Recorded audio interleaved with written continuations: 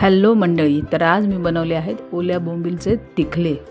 खूप सुंदर व अप्रतिम हे तिखले तयार होते। तर ते बनवण्यासाठी मी घेतलेलं आहे पॅनमध्येच आपल्याला सगळं घालायचं आहे। तर आधी मी मीठ घातलं आहे, त्याच्यानंतर आपल्याला हळद घालायची आहे। हळद घातल्यानंतर आपल्याला ह्याच्यात मसाला घालायचा आहे। आपला जो घरगुती मसाला आहे तो मी मालवणी मसाला घातला आहे, हा मी 1 चमचा घातला आहे। आता ह्याच्यानंतर आपल्याला लसूण चेचून घालायचे आहेत, कमीत कमी 5 ते 6 लसूण मी घातलेले आहेत। आता ह्याच्यानंतर आपल्याला ह्याच्यात कोकमा घालायचे आहेत, ह्याच्यात मी 3 कोकमा घातलेली आहेत। त्याच्यानंतर आपल्याला ह्याच्यात तेल घालायचं। तेल घातल्यानंतर आपण ह्याच्यात बोंबील घालणार आहोत। हे बोंबील मी स्वच्छ करून घेतलेले आहेत। आता हे बोंबील घातल्यानंतर आपण जो मसाला त्याच्यात घातलेला आहे तो छान असं सर्व बोंबीलला छान मिक्स करून घेऊया। आणि मिक्स केल्यानंतर आपल्याला हे व्यवस्थित लावून घ्यायचे आहेत। आणि ह्याच्यानंतर आपल्याला हे गॅसवर ठेवायचे आहे।